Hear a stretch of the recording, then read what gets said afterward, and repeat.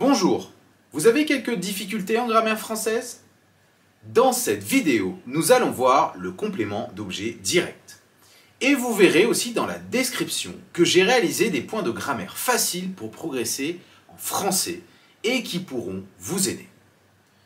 Vous trouverez aussi une playlist consacrée à l'orthographe dans cette même description. Pratique, non?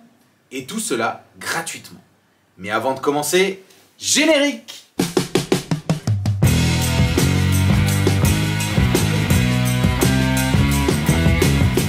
Bienvenue sur Apprendre la culture française.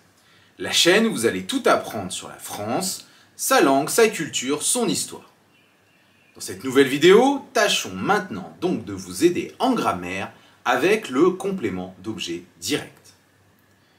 Avant de commencer, si vous êtes nouveau ou nouvelle ici, je vais vous demander de vous abonner. Vous pouvez aussi me laisser un petit commentaire si vous avez aimé la vidéo. Restez bien aussi jusqu'à la fin car je vous proposerai du contenu pour progresser rapidement. Allez, c'est parti! Voyons maintenant le fameux complément d'objet direct. Ce qu'on appelle complément d'objet direct ou encore COD en français se rattache directement au verbe sans préposition. On ne peut ni le déplacer ni le supprimer. On le repère en posant la question qui ou quoi après le sujet et le verbe. Je vais vous donner un exemple. J'ai acheté des chaussures de football ce week-end. Ici, dans cette phrase, on va se poser la question en reprenant le sujet et le verbe. J'ai acheté quoi? Réponse, des chaussures de football. Des chaussures de football sera donc le complément d'objet direct ici, le fameux COD. Autre exemple, aujourd'hui, j'ai salué mon voisin. On va donc ici réutiliser le même procédé, sauf qu'au lieu de se poser la question quoi, on va utiliser qui. Je reprends donc le sujet et le verbe. J'ai salué qui? Réponse, mon voisin. Mon voisin sera donc le complément d'objet direct, le COD. Attention, petit rappel. Les verbes d'état en français n'ont pas de COD. Aussi, je vais vous donner une petite liste de ces verbes d'état maintenant.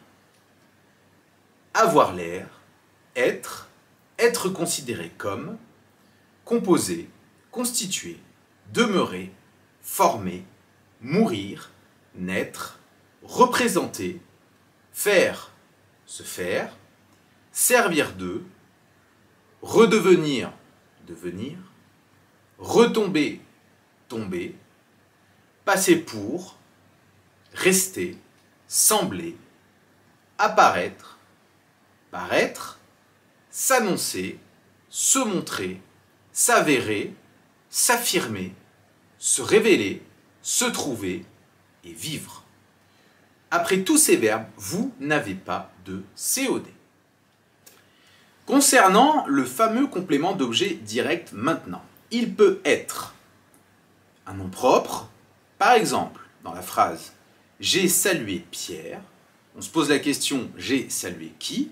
Pierre. Pierre est donc un nom propre et donc le COD. Cela peut être aussi un groupe nominal, « J'aime les framboises », on se pose la question « J'aime quoi les framboises ?» Donc ici, groupe nominal. Le COD peut être aussi un pronom, exemple dans la phrase « tu les aimes ». Ici, le pronom remplace les framboises pour que vous compreniez bien. Et donc, le COD sera avant le verbe. On se pose toujours la même question. Tu aimes quoi? J'aime quoi? Les qui remplace les framboises, qui est donc un pronom. Autre possibilité, le COD peut être aussi un infinitif ou un groupe infinitif. Alors, je vais vous donner un autre exemple. Je préfère manger. Donc ici, on va se poser la question « Je préfère quoi ?» Manger.